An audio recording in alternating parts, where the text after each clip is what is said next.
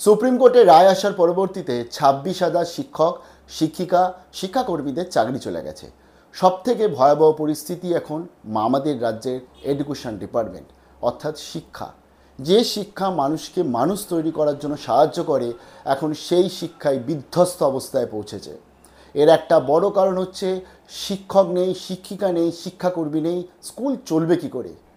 স্কুলে আজকে যদি টিচারই না থাকে, পর্যাপ্ত ডিপার্টমেন্টই না চলে, তাহলে স্টুডেন্টসরা শিখবে কী করে?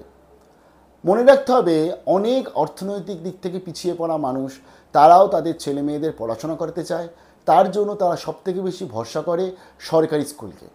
এখনকার দিনে যদি আপনি দেখবেন, মধ্যবিত্ত বা একটু উচ্চ মধ্যবিত্ত যারা রয়েছে, তাদের মধ্যে বেশিরভাগই প্রাইভেট স্কুলে তারা যায়। তাদের সন্তান সন্ততিদের প্রাইভেট স্কুলে পাঠাচ্ছে মোটা একটা ডোনেশন দিয়ে, অথবা মাসিক একটা ভালো মতন ফিস পেমেন্ট করে তারা কিন্তু পাঠাচ্ছে। কিন্তু সেই সমস্ত মানুষদের কি হবে, যাদের অর্থনৈতিক দিক থেকে যারা সচ্ছল নয়, যারা সরকারি স্কুলে তাদের সন্তান সন্ততিদের পাঠিয়ে পড়াশোনাটা চালাতে চাইছে। আজকের দিনে সেই সমস্ত শিক্ষক শিক্ষিকা বা সেই সমস্ত অভিভাবক, তারা সবাই ফেলফেল করে তাকিয়ে আছে রাজ্য সরকারের দিকে। এসএসসি স্ক্যাম, এবং এই এসএসসি স্ক্যামের জন্য যে 26,000 শিক্ষক শিক্ষিকা তাদের চাকরি চলে গেল, তার জন্য বন্ধ হতে চলেছে ডিপার্টমেন্ট, বন্ধ হতে চলেছে বিজ্ঞানের মতন ডিপার্টমেন্ট, বন্ধ হচ্ছে আমাদের রাজ্যের অনেক স্কুল। কারণ প্রান্তিক এলাকাতে যে সমস্ত স্কুলগুলোতে আজকে টিচার এমনিতেই কম, সেখানে যখনই টিচারের আরও কাটছাট হয়েছে, সেখানে স্কুলগুলো এখন নিরুপায় হয়ে তাকিয়ে আছে কিন্তু রাজ্য সরকারের দিকে। আর মুখ্যমন্ত্রী তো আমাদের একজন দুধে রাজনীতিবিদ, সেটা আমরা সবাই জানি।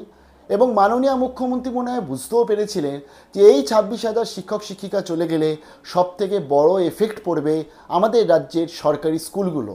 আর রাজ্যের সরকারি স্কুলগুলোতে এফেক্ট পড়া মানে ভোটের ওপর এফেক্ট পড়া। রাজ্যের সরকারি স্কুলগুলোতে এফেক্ট পড়া মানে প্রতিনিয়ত নিউজ বা মিডিয়াতে থাকা, এবং যেটা এখন বর্তমানে থাকছেও। বন্ধ হয়ে যাচ্ছে স্কুল, স্কুলে নেই পর্যাপ্ত শিক্ষক, এক্স স্টুডেন্টসরা এসে পড়াচ্ছে, সদ্য রিটায়ার্ড করা টিচার তিনি আবার পড়াতে আসছে, বাঁচাতে চলে এসছে স্কুল। আজকে রাজ্য সরকারের কাছে এরকম একটা কঠিন এবং চ্যালেঞ্জ পরিস্থিতি যেটা সৃষ্টি হয়েছে, যে তারা তাদের স্কুলকে, তারা তাদের শিক্ষা ডিপার্টমেন্টকে চালাতেই পাচ্ছে না, তারা ফেল করেছে বর্তমানে। তার জন্যই মনে হয় মুখ্যমন্ত্রীর তরফ থেকে চলে এসছে ব্রহ্মাস্ত্র। ব্রহ্মাস্ত্র কেন, কি? 3 তারিখে সুপ্রিম কোর্টের রায় চলে আসার পরবর্তীতে সেই দিনকেই মুখ্যমন্ত্রী ঘোষণা করে দিয়েছিল গরমের ছুটি। কারণ তিনি একটি অভিজ্ঞ রাজনীতিবিদ, তিনি জানেন এর এফেক্ট পড়তে চলেছে আমাদের কিন্তু এই টোটাল ওয়েস্ট বেঙ্গলের সমাজে এফেক্ট পড়তে চলেছে।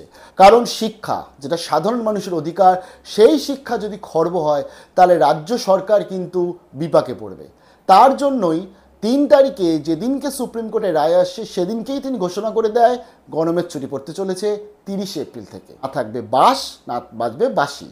এর কারণ, স্কুলই যদি বন্ধ থাকে তাহলে আর ক্লাস করানোর ঝামেলা নেই, স্কুলই যদি বন্ধ থাকে তাহলে টিচারদেরও আসার দরকার নেই, স্কুলই যদি বন্ধ থাকে তাহলে খাতা দেখা বা এই ডিপার্টমেন্টের টিচার, ওই ডিপার্টমেন্টের প্রবলেম, এই স্টুডেন্ট অন্য জায়গায় ক্লাস করতে যাচ্ছে, তার কোনো অবকাশ থাকবে না। তার জন্যই মনে হয় তাকে বলা হয় অভিজ্ঞ রাজনীতিবিদ। তবে এখানে আরও একটা ব্যাপার, শুধুমাত্র স্কুল যে কবে থেকে বন্ধ হচ্ছে সেটা নোটিশই দিয়েছে, স্কুল কবে থেকে খুলছে সেটা কিন্তু বলেনি। অনেকে তো আবার এরকমও ভাবছে, যতদিন না অবধি 26,000 শিক্ষক শিক্ষিকাদের ঝামেলা বা 26,000 শিক্ষক শিক্ষিকাদের এই যে অসুবিধার মধ্যে যাচ্ছে সেটা মিটছে, ততদিন মনে হয় স্কুল বন্ধ থাকতে পারে। অজুহাত কি? গরমের ছুটি, প্রচুর গরম পড়ছে চারদিকে। আচ্ছা, প্রাইভেট স্কুলে যারা যায় তাদের গরম লাগে না? প্রাইভেট স্কুলেও তো নার্সারি রয়েছে, প্রাইভেট স্কুলেও তো প্লে স্কুল রয়েছে, একদম খুদে বাচ্চারা যায়। আবার অন্যদিকে 12 অবধিও পেয়ে যাচ্ছেন। তাদের কিন্তু একটা সময় থাকে, কারণ সেখানকার স্কুলের তো এই প্রবলেম নেই, আমাদের রাজ্যে প্রবলেম হয়েছে। তাই অনেকেই মনে করছে যে 2 তারিখে একটা প্রেস কনফারেন্স মুখ্যমন্ত্রী করেছিলেন, কিন্তু সেদিনকে তিনি গরমের ছুটি ঘোষণা করতে মনে হয় ভুলে গেছিলেন। 3 তারিখ সুপ্রিম কোর্টে রায় আসার সঙ্গে সঙ্গে তিনি মনে হয় বুঝতে পেরেছিলেন পরিস্থিতি বাজে হতে চলেছে, শিক্ষার অবস্থা বাজে হতে চলেছে, গরমের ছুটি দিয়ে দেওয়া হোক।